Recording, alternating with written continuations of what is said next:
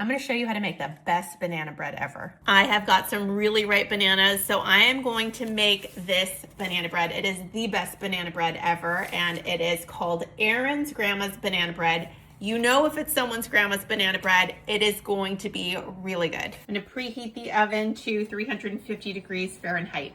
I'm starting with 1/3 cup of butter. I like this Earth Balance brand, and I like using the sticks because they're measured, so they're easy to cut and make sure you're getting the right amount without having to scoop. Then I'm adding in some sugar. If you want the printable recipe with all the measurements, just let me know in the comments and I'll send it to you. Now beat the sugar and the sugar together until it is nice and fluffy. I'm using an electric mixer.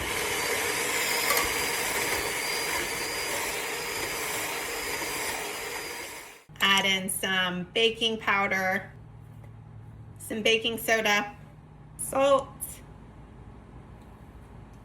I'm adding in some applesauce. This is the one I have on hand. Ideally, I would have had like a big container and then measured it out, but this will do. Add in some all-purpose flour. Then I'm gonna add my bananas. Instead of mashing them in advance, I'm putting them directly in there because they're really ripe. If yours are really ripe and easily mashable, feel free to skip a step. Don't mash it, don't put it in another bowl and get that dirty. Just throw them directly into this bowl with everything else. I love doing the least amount of dishes as possible. Then mix everything together.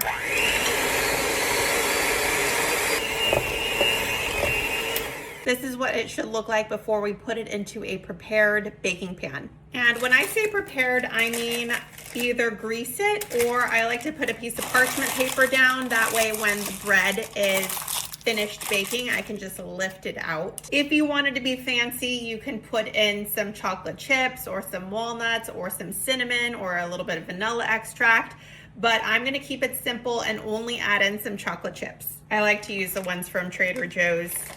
I feel like right now they're among the most reasonably priced chocolate chips. I cannot believe how much chocolate chips are right now. Mix them all together gently and then pour your batter into your prepared baking dish. And when I'm using chocolate chips for baking, I like to sprinkle a few more on the top just to make it pretty. This is what it looks like. I'm gonna give it a little shake so that it evens out.